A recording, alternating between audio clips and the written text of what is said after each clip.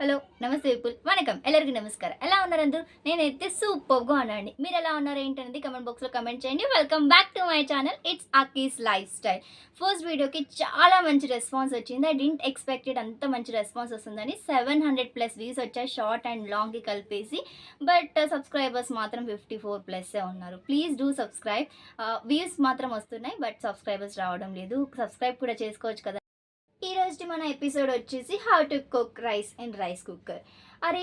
రైస్ని కూడా కుక్ చేయడాన్ని కూడా వీడియో పెట్టా అని చాలామంది అంటారు but I made A mistake one I initially took rice cooker ఏంటి అని అంటే లైక్ చాలామంది గ్యాస్ స్టవ్ పైన రైస్ ఎలా కుక్ చేస్తారో సేమ్ వేలో రైస్ కుక్కర్లో కుక్ చేస్తారు యాక్చువల్గా మనం గ్యాస్ స్టవ్ పైన కుక్ చేసేటప్పుడు 1 గ్లాస్ ఆఫ్ రైస్కి 2 గ్లాసెస్ ఆఫ్ వాటర్ వేసి కుక్ చేస్తాం బట్ ఇట్స్ రాంగ్ రైస్ కుక్కర్లో మనం అలా కుక్ చేసామనుకోండి రైస్ మొత్తం పేస్ట్ అయిపోతుంది సో అందుకని ఇనిషియల్ స్టేజ్లో కుకింగ్ నేర్చుకునే వాళ్ళకి రైస్ కుక్కర్లో రైస్ ఎలా లైక్ మెజర్మెంట్స్ ఎలా తీసుకోవాలో తెలియదు కాబట్టి ఈ వీడియో పెట్టడం జరుగుతుంది సో లెట్స్ గెట్ స్టార్టెడ్ ముందుగా రైస్ని 3 to 4 టైమ్స్ బాగా వాష్ చేసుకోండి వాష్ చేసుకున్న తర్వాతకి రైస్ కుక్కర్ని కూడా నీట్గా క్లాత్ తీసుకొని క్లీన్ చేసుకోండి ఈవెన్ రైస్ బౌల్ని కూడా మనం మంచిగా క్లీన్ చేసుకోవాలి వాటర్ లేకుండా సో దట్ మనకు రైస్ కుక్కర్ లైఫ్ టైం అనేది లాంగ్ లాస్టింగ్గా ఉంటుంది రైస్ బౌల్లో లిడ్ పెట్టేసుకొని రైస్ని పోవ్ చేసుకోండి ఇక్కడ ఈ లిడ్ అనేది మనకు అన్నం మాడిపోకుండా హెల్ప్ చేస్తుంది అనమాట ఇక్కడ నేను 1 గ్లాస్ ఆఫ్ రైస్కి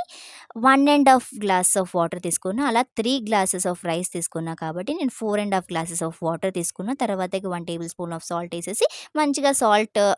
రైస్లో మిక్స్ అయిపోయేలాగా మంచిగా స్పూన్ తీసుకొని కలిపేసుకున్న తర్వాతకి రైస్ కుక్కర్లో రైస్ బౌల్ పెట్టుకొని లిడ్ పెట్టుకొని స్విచ్ ఆన్ చేసుకోవాలి స్విచ్ ఆన్ చేసుకున్న తర్వాత ఇక్కడ గ్రీన్ ఉంది వామ్లో కుక్లోకి పెట్టుకోవాలి మనం కిందికి బటన్ అనుకొని కుక్లోకి పెట్టుకుంటే కుక్లోకి వచ్చేస్తుంది దెన్ ఆఫ్టర్ అయిపోయిన తర్వాత అలా మనకు గ్రీన్ వచ్చేస్తుంది ఆటోమేటిక్గా ఆఫ్ అయిపోతుంది బట్ మనం అక్కడ రైస్ బౌల్ని సపరేట్గా తీసి పెట్టుకోవాలి ఎందుకంటే అక్కడ రైస్ కుక్కర్ అనేది హీట్గా ఉంటుంది కాబట్టి అన్నం మాడిపోయే ఛాన్సెస్ చాలా ఎక్కువగా ఉన్నాయి అందుకే రైస్ బౌల్ని సపరేట్గా పెట్టుకోవాలి చూసారు కదా రైస్ ఎంత నీట్గా కుక్ అయిపోయిందో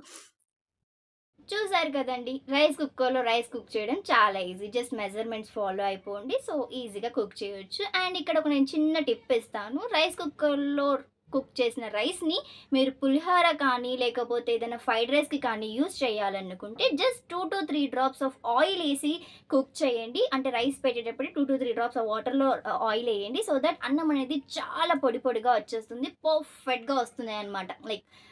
పులిహోర కానీ లేకపోతే ఫ్రైడ్ రైస్ కానీ చాలా పర్ఫెక్ట్గా వస్తాయి అండ్ ఈవెన్ రైస్ కుక్కర్లో not only rice guys like LPG shortage అని చాలామంది అంటున్నారు సో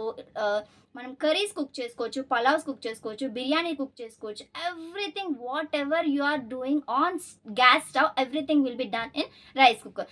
అవన్నీ మీకు ఎపిసోడ్స్ కావాలా just comment me down so that నేను అవన్నీ వీడియో షూట్ చేసేసి మీకు రిలీజ్ చేసేస్తాను ఐ హోప్ మీకు ఈ వీడియో ఎంతో కొంత యూస్ఫుల్ అయింది అనుకుంటున్నా మీకు కనుక ఈ వీడియో యూస్ఫుల్ అయింది తప్పకుండా లైక్ చేయండి షేర్ చేయండి and subscribe to my channel don't forget to click on a bell icon guys let's meet in other until then keep smiling this is your Zaki signing off for the day.